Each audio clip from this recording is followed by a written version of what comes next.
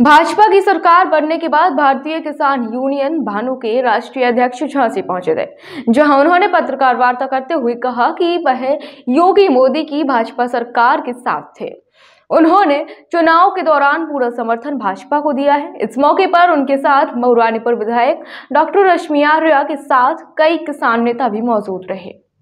मंगलवार को एक स्थानीय होटल में आयोजित भारतीय किसान यूनियन भानु की पत्रकार वार्ता आयोजित की गई, जिसमें संगठन के राष्ट्रीय अध्यक्ष ठाकुर भानु प्रताप सिंह ने भाजपा सरकार की जमकर तारीफ की, तो वहीं उन्होंने किसान नेता राकेश टिकैत को आड़े हाथ लिया।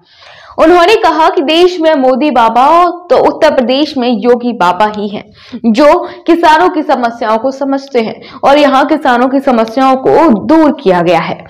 उन्होंने राकेश टिकैत को कांग्रेस और समाजवादी पार्टी का एजेंट बताते हुए अपनी यूनियन को किसानों के हित वाला संगठन बताया। इस मौके पर उनकी पत्रकारों से भी नोकझोंक देखने को मिली, क्योंकि पत्रकारों से कुछ सवालों पर भानु प्रताप नाराज दिखाई दिए।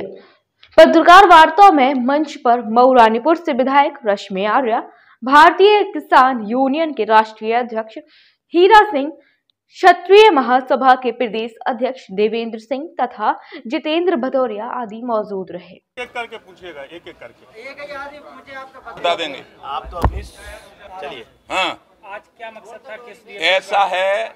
आज यहाँ पे बुंदेलखंड में हमारा इसलिए आना हुआ कि हमारे जो हीरा सिंह भदौरिया हैं और ये इंद्रजीत सिंह हैं, ये राष्ट्रीय महासचिव हैं, ये राष्ट्रीय उपाध्यक्ष है।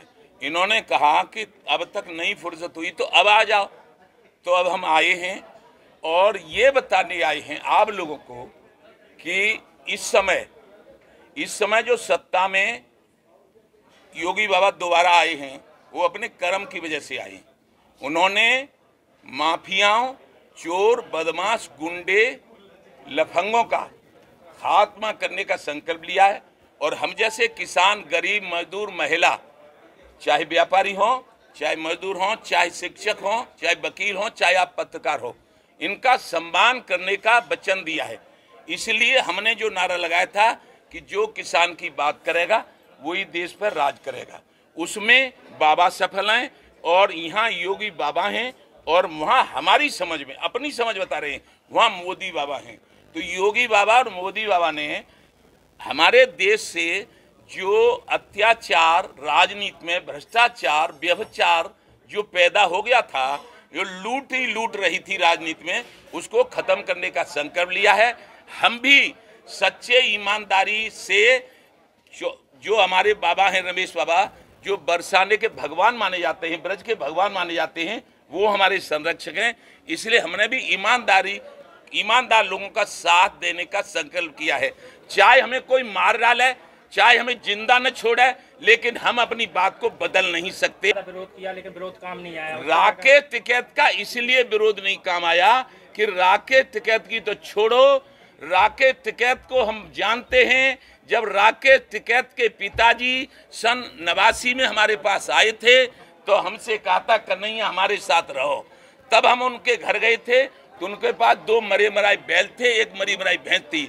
उस समय हमारे पास गांव में घर पे 100 घोड़ी थी, 15 लाख का सांड था, एक बच्चा 3-4 लाख का बिकता था, 50 भैंसें थी मुर्रा, 50 गायें थी साहिवाल। हमने तो सब कुछ बर्बाद कर दिया किसानों की लड़ाई में।